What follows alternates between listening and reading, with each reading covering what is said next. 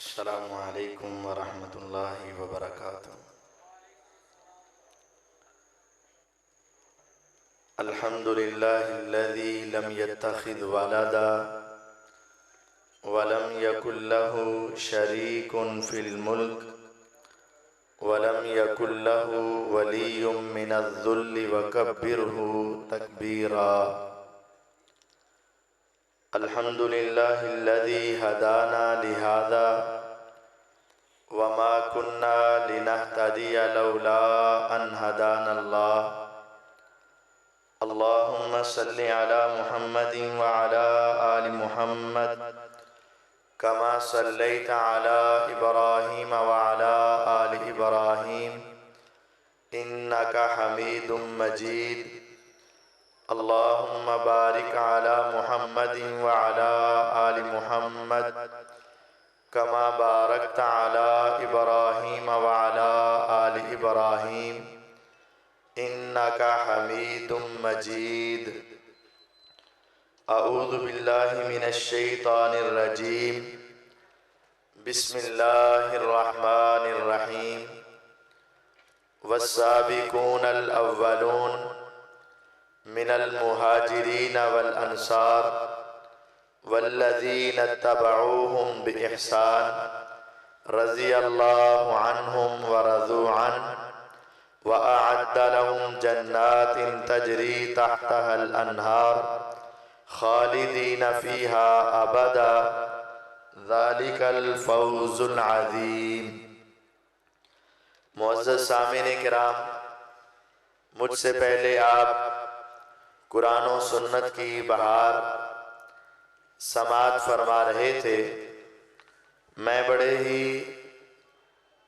تمہید کے بغیر مختصر وقت میں آپ احباب کے سامنے ایک عظیم الشان صحابی رسول اکرم صلی اللہ علیہ وسلم کے برادر نسبتی صحابی، مسلمانوں کے عظیم حکمران امیر معاویہ رضی اللہ تعالی عنہ کے حوالے سے چند گزارشات آپ احباب کی سماعتوں کی نظر کرنا چاہتا ہوں۔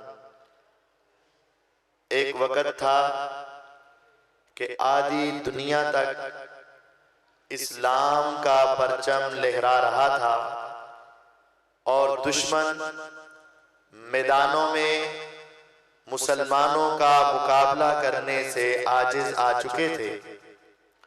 تو جب وہ میدانوں سے ہار چکے تو انہوں نے یہودیت کو اسلام کے لبادے میں مسلمانوں کے خلاف تیار کیا اور انہوں نے صحابہ رضوان اللہ علیہم اجمعین کے حوالے سے من گھڑت جھوٹی تاریخ کو بیان کرنا چاہا، جس کی زد میں آج ہمارے بعض مسلمانوں کے ذہن میں یہ اشکالات اور سوالات پیدا ہوئے اور وہ یہ کہنے لگے کہ ہمیں امیر معاویہ رضی اللہ عنہ کی کوئی ایک فضیلت بھی قرآن و حدیث سے دکھائیے گا۔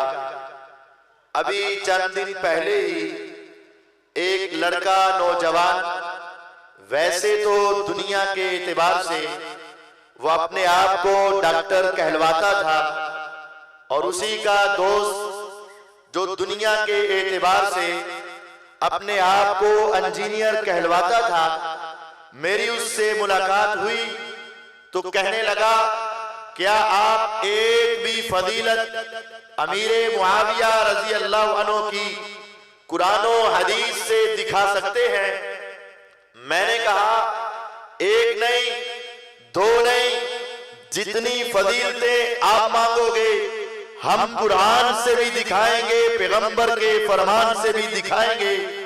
پھر میں نے سوچا اس کو تو دکھایا ہی دکھایا، آپ احباب کے سامنے امیر معاویہ رضی اللہ عنہ آسمان والے رب کی نظر میں ان کا مقام کیا ہے، پیغمبر علیہ السلام کے وہاں ان کا مقام کیا ہے، صحابہ کے ہاں ان کا مرتبہ کیا ہے، تابعین اور ائمہ و محدثین کے ہاں ان کی شان کیا ہے، ایک ایک دو دلائل آپ احباب کے سامنے رکھنا چاہتا ہوں۔ سب سے پہلے آسمان والا رب اپنے قرآن میں یہ اعلان کرتا ہے والسابقون الاولون من المہاجرین والانصار والذین اتبعوہم بإحسان، لوگوں سبقت لے جانے والے پہلے مہاجرین و انصار جنہوں نے آغاز میں اسلام کو قبول کیا تھا، مکے کی وادی میں، مدینے کے علاقے میں، مکے سے ہجرت کر کے جانے والے، مدینے میں ان کو پناہ دینے والے سابقون الاولون مہاجرین و انصار والذین اتبعوہم بإحسان، اور پھر جنہوں نے ان کے پیچھے احسان کے ساتھ ان کی پیروی کی۔ اس سے مراد فتح مکہ سے پہلے مسلمان ہونے والے، فتح مکہ کے بعد مسلمان ہونے والے سابقون الاولون میں ابو بکر صدیق بھی شامل ہے، عمر فاروق بھی شامل ہے، عثمان غنی بھی شامل ہے، حیدر کرار بھی شامل ہے، اور والذین اتبعوہم بإحسان میں امیر معاویہ رضی اللہ عنہ بھی شامل ہے، اور ان کے والد گرامی سیدنا ابو سفیان رضی اللہ عنہ بھی شامل ہے۔ ان سب کے بارے میں آسمان کا رب کہتا ہے رضی اللہ عنہ ورضوا عنہ، اللہ تعالیٰ ان سب سے راضی ہو گئے اور وہ سب اپنے اللہ تعالیٰ سے راضی ہو گئے۔ راضیہ گرامر کے اعتبار سے فعل ماضی کا صیغہ ہے، اس کا مطلب ہے یہ کام ہو چکا، اب یہ مہر لگ چکی، اس کام کے اندر کوئی رد و بدل نہیں ہوگا۔ آسمان والا رب ان صحابہ سے راضی اور وہ اپنے رب سے راضی، کوئی دنیا راضی ہو یا نہ ہو، کوئی انسان راضی ہو یا نہ ہو، کسی کے دل میں ان کی رضا آئے یا نہ آئے، اگر آئے گی تو رب کی موافقت پیدا ہوگی، اور اگر نہیں آئے گی تو سمجھ لے کہ میری ٹکر اللہ تعالیٰ کے ساتھ ہے، اللہ راضی ہوا میں راضی نہیں، اللہ راضی ہو اور بندہ راضی نہ ہو، یہ انسان کی تباہی اور بربادی ہے۔ یا رب تعالیٰ آپ ان سے راضی ہوئے، ان کو ملے گا کیا؟ قرآن کی یہ سورت توبہ کی آیت وَأَعَدَّ لَهُمْ جَنَّاتٍ، میں نے ان کے لیے جنات تیار کر دی۔ یا رب تعالیٰ جنات کیسی ہیں؟ تجری تحتها الانہار، ان کے نیچے سے نہریں جاری ہیں۔ اے مولا کریم وہ جنت میں کتنی دیر رہیں گے؟ فرمایا خالدین فیہا، اس جنت میں ہمیشہ رہیں گے۔ یا رب العالمین ہمیشہ کا مطلب بسا اوقات لمبا زمانہ بھی ہوتا ہے، فرمایا نہیں آبادا، ہمیشہ کبھی اس جنت سے نہیں نکلیں گے۔ ذالک الفوز العظیم، یہ بہت بڑی کامیابی ہے۔ میرا رب ان سے راضی ہو چکا، وہ اپنے رب سے راضی ہو چکے، جنت تیار ہو چکی، وہ جنت میں ہمیشہ رہیں گے۔ ہمیشہ جنت میں رہنا ان کے مقدر کی بات ہے۔ جو ان سے راضی نہیں وہ رب سے راضی نہیں، جو ان سے راضی نہیں وہ روزے قیامت ان کے ساتھ نہیں، جو ان کے ساتھ نہیں وہ جنت میں نہیں جائے۔ ذالک الفوز العظیم، پھر فرمایا یہ سب سے بڑی کامیابی ہے، اس سے بڑی کامیابی کوئی اور ہے ہی نہیں۔ اللہ تعالیٰ ان سب سے راضی، اور اس میں ابو سفیان اور امیر معاویہ رضی اللہ عنہ ہیں، اور یہ آیت سورت توبہ کی آیت نمبر 100 ہے۔ میں یہ سمجھا ہوں میرے رب تعالیٰ نے سورت توبہ میں آیت نمبر 100 رکھی، بتانے کا مقصد یہ تھا ان کی پہلی زندگی کیسی بھی ہو، جب انہوں نے توبہ کر لی اللہ نے ان کی توبہ قبول کر لی، اب ان کے نمبر کتنے آئے؟ ان کے نمبر 100/100۔ ارے تجھے ترجمہ آئے یا نہ آئے، تجھے سمجھ آئے یا نہ آئے، تیرے ذہن میں یہ بات آئے یا نہ آئے، آئے، لیکن یہ بات طے ہے اللہ نے صحابہ کو 100/100 دیا ہے، اسی لیے ان کا تذکرہ بھی آیت نمبر 100 میں کیا ہے۔ آیت نمبر 100 میں اللہ تعالیٰ نے ان کو جنتی کہا۔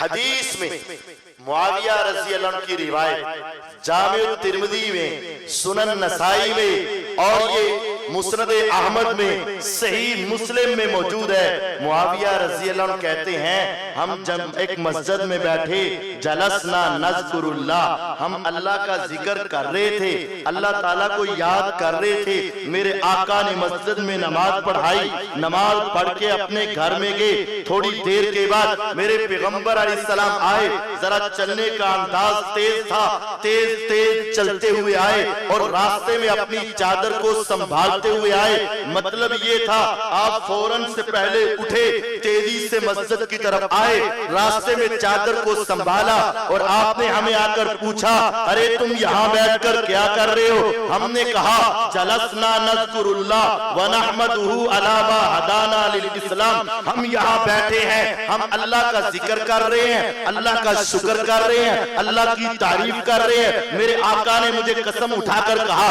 اللہ ما اجلسکم الا ذالک، میرے صحابہ ذرا قسم اٹھا کے بتاؤ، اللہ کی قسم اٹھا کے بتاؤ کیا تم یہی کام کر رہے ہو؟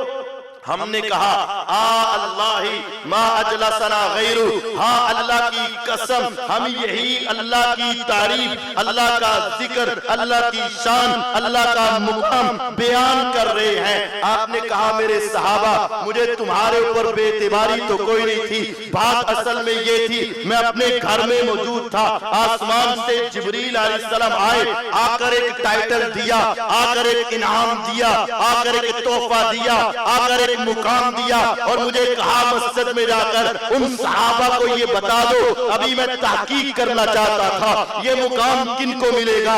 میرے صحابہ اگر تم یہاں بیٹھ کر اپنے اللہ کا ذکر کر رہے تھے تو سن لو، ایک محفل تمہاری، ایک محفل میرے رب کی، تمہاری محفل زمین پہ، اس کی محفل عرش پہ، تمہاری محفل مسجد نبوی میں، اس کی محفل رب العالمین کی عرش بری پہ۔ فرمایا جس طرح تم دنیا میں بیٹھ کے اللہ کا ذکر کر رہے تھے، آسمان والا رب بھی فرشتوں کو جمع کر کے تمہارا ذکر کر رہا تھا۔ ان اللہ یباہی بکم الملائکہ، تم بیٹھے زمین میں تھے، آسمان والا اللہ فرشتوں کے سامنے تمہارے اوپر فخر کر رہا تھا۔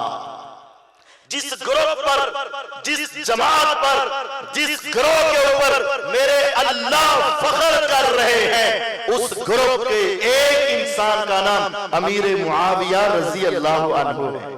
کوئی کہنے والا کہے گا قاری صاحب ان آیتوں میں امیر معاویہ کا نام تو نہیں آیا، پوری اجتماعی طور پر آئی ہے، تو آئیے سنیے امیر معاویہ رضی اللہ کا نام لے کر میرے آقا نے ان کی شان بیان کی، میرے آقا نے اللہ سے دعائیں کی۔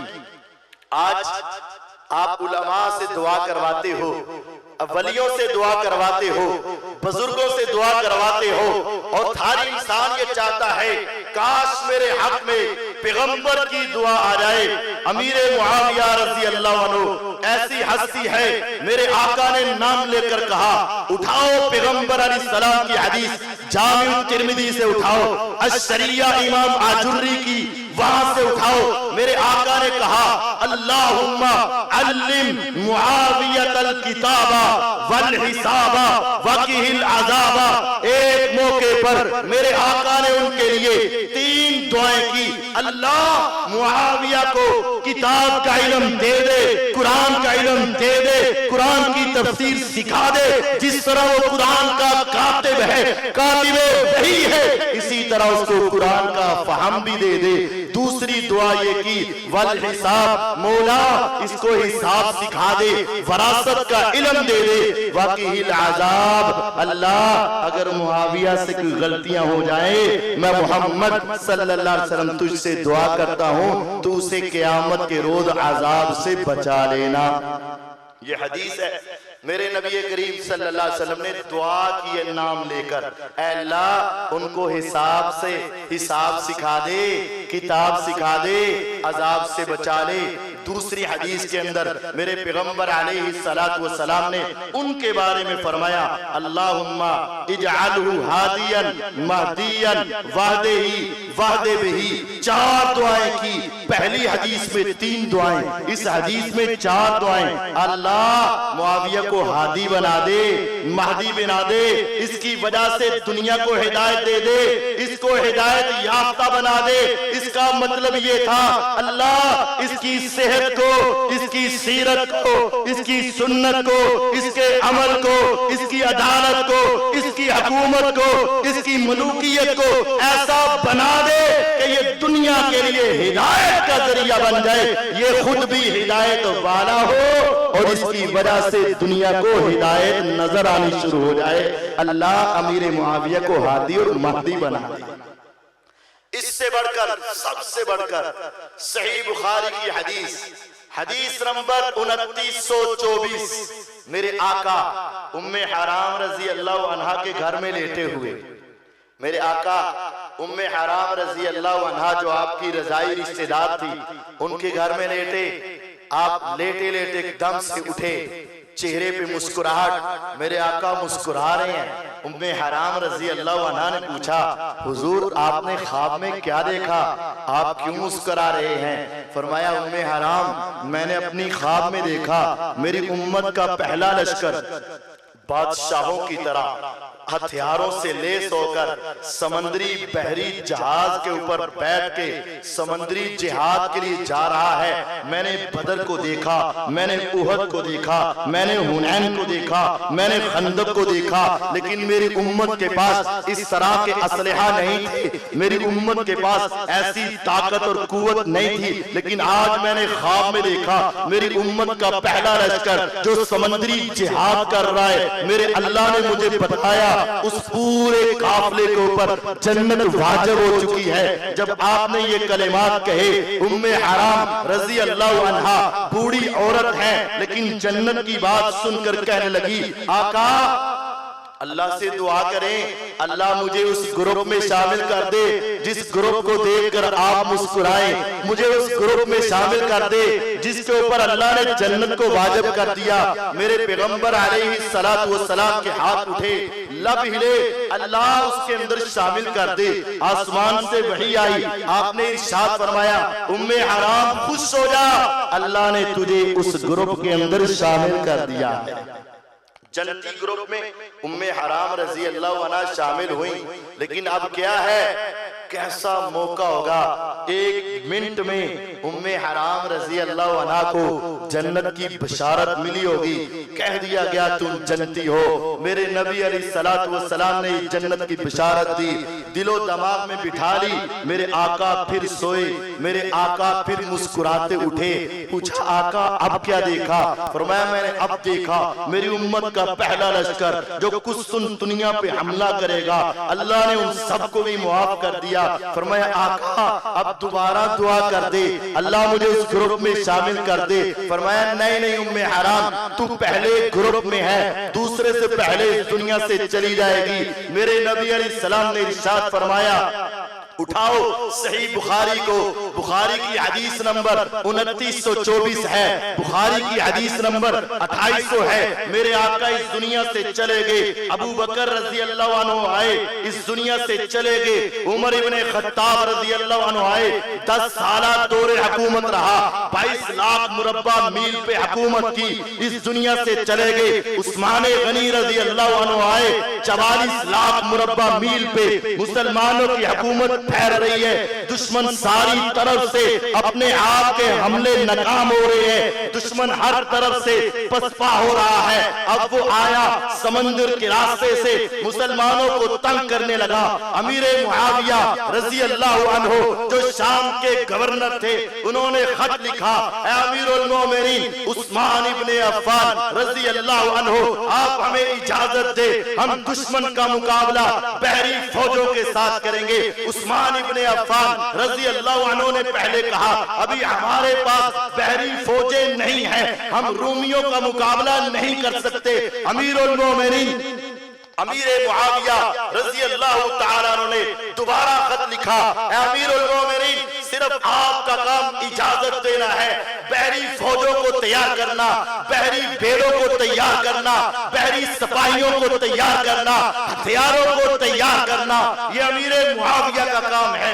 ادھر سے اجازت ملتی ہے، امیر معاویہ رضی اللہ عنہ اپنے بحری بیڑوں کو تیار کرتے ہیں، دنیا کے کناروں میں یہ پیغام بھیجتے ہیں، آ جائیں وہ مجاہد جو سمندر کا جہاد کرنا چاہتے ہیں، آ جائیں وہ مجاہد جو دریاؤں اور سمندروں میں تیرنا جانتے ہیں، آ جائیں وہ مجاہد جو دشمن کے ساتھ لڑنا چاہتے ہیں۔ کعبے کے رب کی قسم، شام کے علاقے میں دنیا کے کونے کونے سے مسلمان جمع ہونے لگے، یہی پیغام مدینے کی بستی میں پہنچا۔ بوڑھی ایک عورت تھی، خاون اس کا عبادہ بن صامت تھا رضی اللہ عنہ، جب ان کے کانوں میں آواز پڑی، آ گیا وہ موقع، میرے آقا نے جو خواب دیکھ کے بتایا تھا، یہ بوڑھی اماں ام حرام رضی اللہ عنہا بھی مدینے سے نکلی، عبادہ بن صامت کے ساتھ نکلی، مدینے سے چلی، شام کے علاقے میں پہنچی، شام سے چلی دمشق میں پہنچی، دمشق سے چلی قصر خلافت کے اندر پہنچی، وہاں گئی امیر المومنین کے سامنے، بیٹا میں بھی سمندری جہاد میں جانا چاہتی ہوں۔ اماں یہ تو سمندری جہاد بڑا ٹف جہاد ہے، بڑا مشکل جہاد ہے، ہو سکتا ہے سمندر میں کودنا پڑے، ہو سکتا ہے دشمن پہ جھپٹنا پڑے، ہو سکتا ہے سمندر کی موجیں ہمیں تھپیڑے مار کے دور دراز کے علاقے میں لے جائے۔ کہا بیٹا تمہیں یاد نہیں ہے، تمہیں پتا نہیں ہے، تو مجھے کیسے روک سکتا ہے، تجھے علم نہیں ہے، میرے آقا میرے گھر میں سوئے تھے، میرے آقا مسکراتے ہوئے اٹھے تھے، میرے آقا نے جب مسکرایا میں نے آپ سے پوچھا تھا آقا کیوں مسکرائے، میرے آقا نے کہا تھا اماں میں نے اپنی امت کا پہلا لشکر جو جہاد کرتا ہوا سمندر میں اترتا ہوا دیکھا ہے، میں نے دعا کی تھی اے پیغمبر علیہ السلام آسمان والے سے کہہ دو اللہ مجھے اس میں شامل کر دے، میرے آقا نے مجھے بشارت دی ہے تو ان میں شامل ہے۔ امیر معاویہ رضی اللہ عنہ آپ مجھے وہاں سے کیسے روک سکتے ہیں؟ جب امیر معاویہ رضی اللہ عنہ نے اماں کی زبان سے اس حدیث کو سنا، خوشی کے مارے جھوم اٹھے، کہا اماں تیرا تو نام سب سے پہلے ہوگا، اٹھائیے صحیح بخاری کو حدیث نمبر 2800، میرے آقا کا یہ صحابی امیر معاویہ رضی اللہ عنہ اس لشکر کا سپاہ سالار تھا جس لشکر کی قیادت میں مسلمانوں کا پہلا لشکر سمندری جہاد میں گیا تھا، جس کو دیکھ کر میرے آقا مسکرائے تھے اور جن کے لیے میرے آقا نے جنت کو واجب قرار دیا تھا۔ اس لشکر کا سپاہ سالار کون تھا؟ اس لشکر کے سپاہ سالار کا نام امیر معاویہ رضی اللہ عنہ تھا۔ جب یہ روایت واضح ہے میرے آقا نے ان کو جنت کی ضمانت دی، آسمان والا آسمانوں پہ بیٹھ کے ان پہ فخر کرے، میرے آقا خوابوں میں دیکھ کے ان پہ فخر کرے، میرے آقا اٹھے تو مسکرائے، میرے آقا ان کو جنت کی ضمانت دے، اس کا نام امیر معاویہ رضی اللہ عنہ۔ صحابہ اہل بیت، آج اہل بیت کی محبت کا دعویٰ کرنے والے، آج اہل بیت کی آڑ میں صحابہ کی توہین کرنے والے، آؤ سنو اہل بیت کے ایک فرزند سے سنو، عبداللہ ابن عباس رضی اللہ عنہ۔ عباس میرے آقا کے چچا ہیں، عبداللہ آپ کے کزن ہیں، چچا کے بیٹے ہیں۔ میرے آقا ایک مرتبہ قضائے حاجت کے لیے گئے، جب قضائے حاجت کر کے باہر نکلے، باہر پانی تھا جس میں آپ کے وضو کا پانی تھا، میرے آقا نے دیکھا تو پوچھا یہ کس نے رکھا ہے؟ کہا یہ چھوٹی سی عمر والے 6 یا 7 سال کے لڑکے عبداللہ بن عباس رضی اللہ عنہ نے رکھا ہے۔ میرے آقا نے دیکھا اتنا عقل مند بیٹا، اتنا سمجھدار بیٹا، 6 سال کی عمر میں اسے پتا ہے کہ بڑوں کی خدمت کرتے ہیں۔ آپ نے اللہ سے دعا کی اللہم علمہ الکتاب وفقہہ فی الدین، اللہ عبداللہ کو کتاب کا علم دے دے، دین کی سمجھ دے دے۔ پورے مدینے میں سب سے بڑے قرآن کے مفسر، پورے مدینے میں سب سے بڑے قرآن کے مفسر کا نام عبداللہ ابن عباس رضی اللہ عنہ تھا۔ آئیے ان سے پوچھئے امیر معاویہ تمہاری نظر میں کیا ہے؟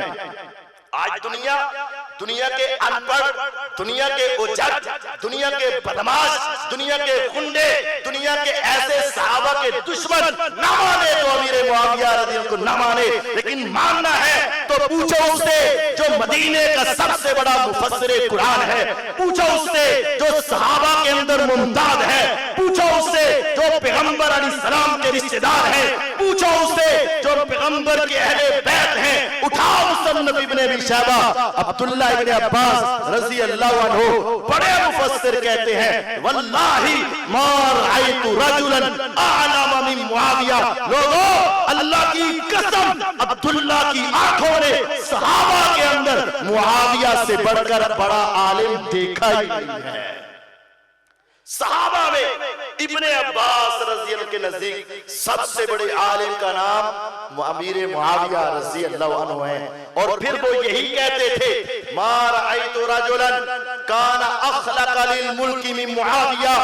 آج ان کی خلافت کو ملوکیت کا نام دے کر ان کے بارے میں تبرہ کرنے والے پوچھے عبداللہ بن عباس رضی اللہ عنہ سے کیا کہتے ہیں؟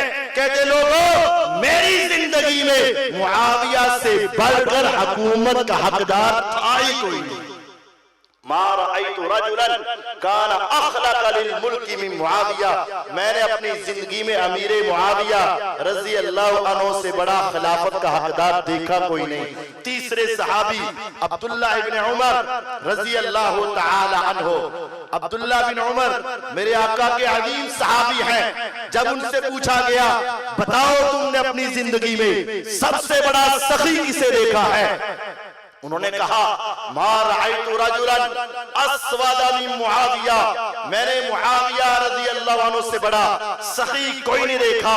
انہوں نے کہا ولا ابو کا، کیا تیرے والد امیر المومنین خلیفہ ثانی سسر رسول مراد رسول صلی اللہ علیہ وسلم حضرت عمر بھی ان سے بڑے سخی نہیں تھے؟ بیٹے نے کہا اللہ کی قسم میرے باپ کا مقام، میرے باپ کی شان، میرے باپ کا مرتبہ، میرے باپ کی عزت معاویہ سے بہت بلند ہے، لیکن جب بات سخاوت کی آئے گی حق کہوں گا اللہ کی قسم میں نے اپنی زندگی میں معاویہ سے بڑھ کر سخی کوئی نہیں دیکھا، حتیٰ کہ معاویہ میرے والد سے بڑھ کر سخی تھے۔ کس کی بات کرتے ہو؟ صحابہ سے پوچھو امیر معاویہ رضی اللہ کا نام کیا ہے؟ امی عائشہ صدیقہ طاہرہ مطہرہ رضی اللہ عنہا، میرے آقا گھر میں بیٹھے، دروازہ کھٹکا، آپ نے فرمایا عائشہ جبریل آئے ہیں، فرمایا آقا آنے دے، میرے رب کا کیا پیغام آیا؟ کہا عائشہ جبریل آئے، اے پیغمبر علیہ السلام میرے رب کا پیغام سنائیں۔ عائشہ ماننے کے لیے تیار، فرمایا آج کوئی عمل کرنے والی بات نہیں آئی۔ آقا پھر جبریل کیا کہتے ہیں؟ فرمایا عائشہ تیری عدالت کو دیکھ کے، تیری امانت کو دیکھ کے، تیری صداقت کو دیکھ کے، تیری عبادت کو دیکھ کے، تیری ریاضت کو دیکھ کے، تیرے مقام و مرتبے کو دیکھ کے آسمان والے رب نے کہا جبریل دنیا میں جاؤ، جا کے پیغمبر علیہ السلام سے کہو عائشہ سے کہہ دو عائشہ تیرا رب تجھے سلام کہتا ہے۔ عائشہ رضی اللہ عنہا ایسی ہستی ہیں جن کو میرے اللہ سلام بھیجتے ہیں۔ فرمایا صرف اللہ تعالیٰ کا سلام نہیں، فرشتوں کے سردار جبریل علیہ السلام بھی آپ کو سلام کہتے ہیں۔ میرے آقا سے پوچھا گیا آقا روئے زمین پر آپ کو سب سے زیادہ پیار کس سے ہے؟ آپ نے فرمایا مجھے عائشہ سے پیار ہے، مجھے عائشہ سے پیار ہے۔ امی عائشہ رضی اللہ عنہا سے پوچھو امیر معاویہ کون ہے؟ انہوں نے صحیح سند کے ساتھ یہ کلمات کہے لوگوں میں نے فتنوں کے دور میں امیر معاویہ کی وہ فہم و فراست کو دیکھا، وہ اس کے فیصلوں کو دیکھا، میں نے اپنے اللہ سے دعا کی اللہ اگر یہ ممکن ہے کاش امی عائشہ کی عمر معاویہ کو لگ جائے تاکہ معاویہ اسلام کا پھلیرا اور لہرا دے، امی عائشہ کی عمر بھی معاویہ کو لگ جائے۔ آپ ذرا امان سے بتائیے گا، ایمان سے بتائیے گا، کیا آپ اپنی عمر کسی برے آدمی کے نام پہ وقف کر سکتے ہیں؟ نہیں نہیں، کبھی کبھی ایسا ہوتا ہے، دنیا میں ایسا عالم آتا ہے، دنیا میں ایسا لیڈر آتا ہے، دنیا میں ایسا انسان آتا ہے جس کی عدالت سے، جس کی صداقت سے، جس کی ولایت سے، جس کی عبادت سے، جس کے عمل سے آپ اتنے خوش ہوتے ہیں، کہتے ہیں کاش میری عمر بھی اس کو لگ جائے تاکہ دین اور پھیل جائے۔ روئے زمین کی عظیم ہستی امی عائشہ کہتی ہیں کاش کہ میری عمر بھی امیر معاویہ کو لگ جائے رضی اللہ تعالیٰ عنہ۔ اس سے بڑھ کر اور مقام کیا ہوگا؟ اور آئیے، آج لوگ صحابہ کے حوالے سے امام احمد بن حنبل رحمہ اللہ کی بات کرتے ہیں، تابعین کی بات کرتے ہیں، تو میں دو تابعین کا تذکرہ بھی آپ کے سامنے کر دیتا ہوں۔ آج دنیا کہتی ہے عمر بن عبدالعزیز جیسا حکمران چاہیے، ہاں آج دنیا کہتی ہے امام احمد بن حنبل رحمہ اللہ جیسا امام چاہیے۔ میں کہتا ہوں ہاں، امام احمد بن حنبل رحمہ اللہ سے پوچھا گیا جو شخص امیر معاویہ رضی اللہ عنہ کو گالی دے اس کے پیچھے نماز ہو سکتی ہے؟ امام اہل سنہ امام احمد بن حنبل رحمہ اللہ جب اس سے پوچھا گیا امیر معاویہ کو گالی دینے والے کے پیچھے ہم اپنی نماز ادا کر سکتے ہیں؟ انہوں نے کہا لوگو، نہ ایسے انسان کے پیچھے نماز پڑھنی ہے اور نہ ہی ایسے انسان کی عزت کرنی ہے جو امیر معاویہ کا دشمن ہے۔ اللہ کی قسم، نہ وہ عزت کے لائق ہے نہ وہ امامت کے لائق ہے۔